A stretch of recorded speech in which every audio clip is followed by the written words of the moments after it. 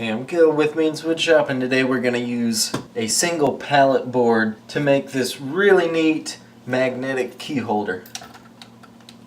Let's check it out. Now I have my line here.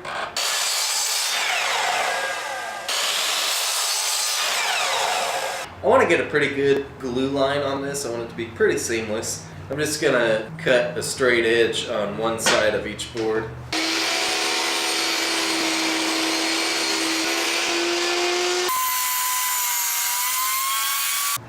Alright, now I can glue it up and clamp it.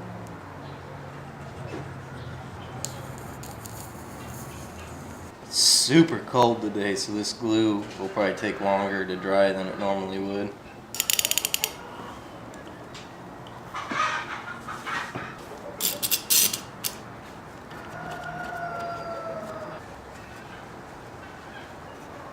You got glue squeezing out of the whole joint. That's what you want to see, partner.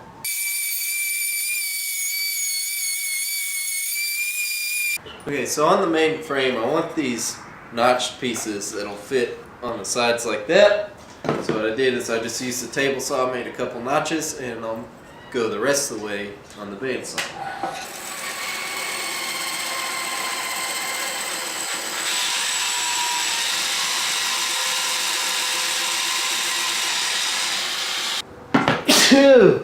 I'm gonna use glue, but I don't feel like waiting on glue to dry. Clamp her down.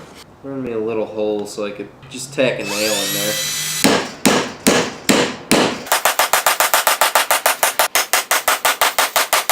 See, there we go.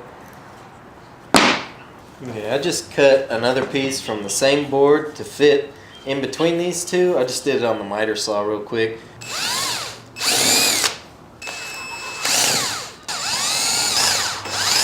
So I've got some E6000, and I'm just going to squish some of that down in there, and I'm going to squanch a magnet.